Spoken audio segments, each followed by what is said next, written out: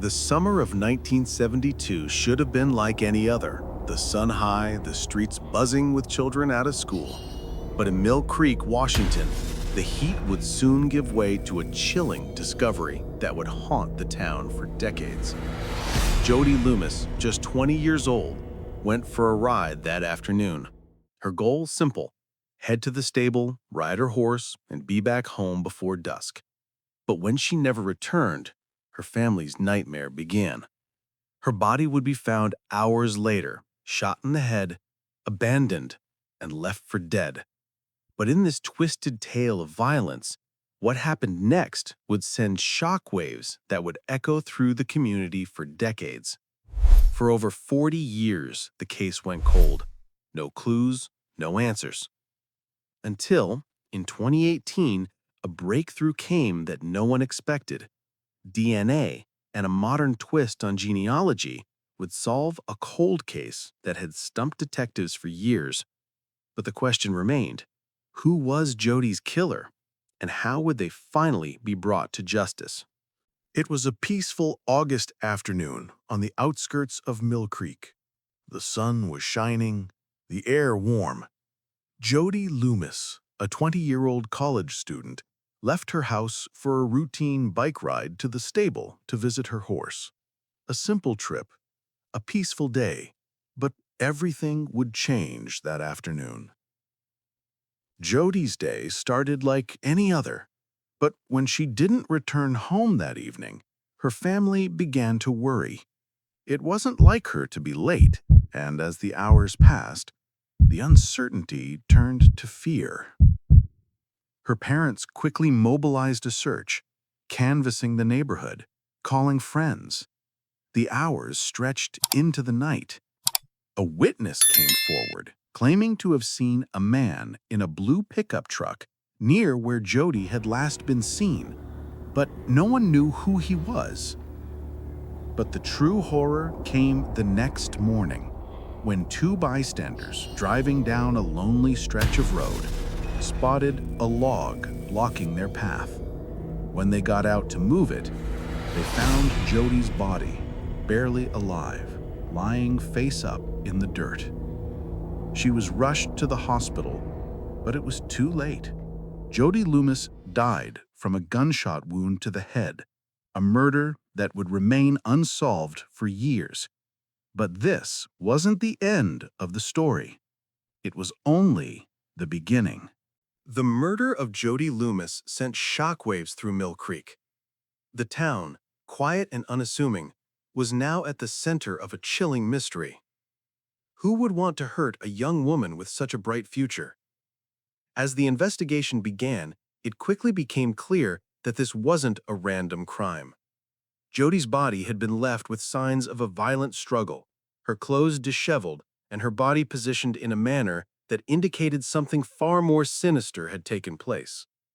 A composite sketch of the suspect was released, a man with dark hair seen near the scene, but it wasn't enough to identify the killer. The police investigated every lead, but nothing concrete came to light. For years, the case would stall, frustrating the investigators and haunting Jody's family. In the midst of the silence, however, there was one name that continued to surface: Ted Bundy. The notorious serial killer, already known for his violent rampages, had been active in the Pacific Northwest around the time of Jody's death. Authorities began to wonder, was he involved? But as the investigation deepened, it became clear that Bundy's crimes didn't match the specifics of Jody's murder. Though the FBI initially thought there was a connection, it was soon ruled out. The search for Jody's killer would have to continue without answers for many more years. Years passed, and the case grew colder with each passing season. No new evidence emerged, and with each failed lead, the investigators found themselves running in circles. Jody's case became one of the many unsolved murders that haunted the Pacific Northwest. With no new suspects and no significant evidence, the case was quietly shelved, left to gather dust in the back of a cold case file. But Jody's mother, a woman who had never stopped searching for her daughter's killer, refused to let her case fade into obscurity. She called the police, organized vigils, and reached out to anyone who might listen. Despite her efforts, the case remained unsolved, but there was still a glimmer of hope. A new method of crime solving, one that would change everything, was on the horizon. In 2003, advances in forensic science finally offered a new ray of hope for solving cold cases. DNA analysis, which had been in its infancy when Jody Loomis was murdered, had evolved into a powerful tool for identification. Detectives were able to retrieve DNA from the crime scene, semen found on Jody's clothing.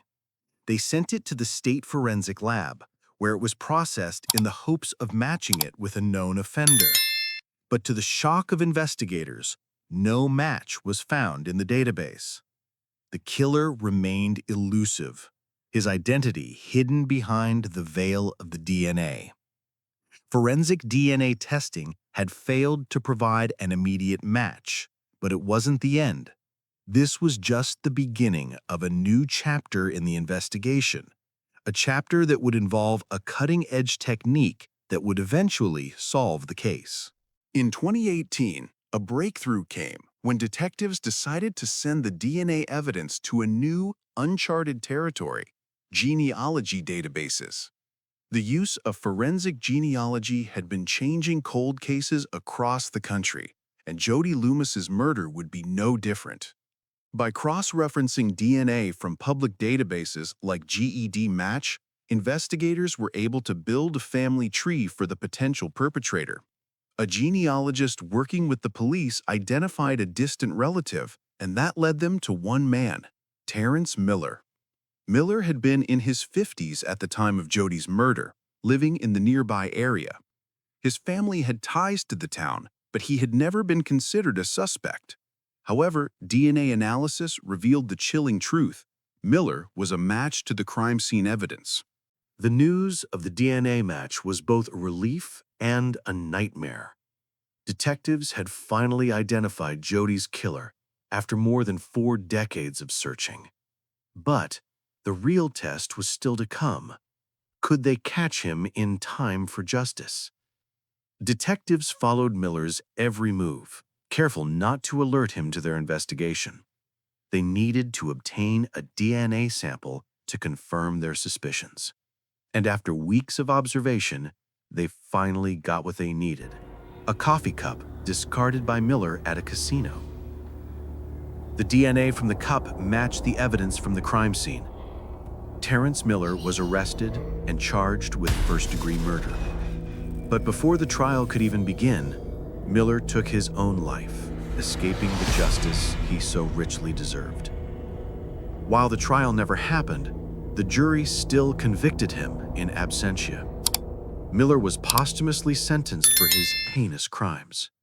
For Jody's family, the case may have been closed, but the pain of losing her never truly left.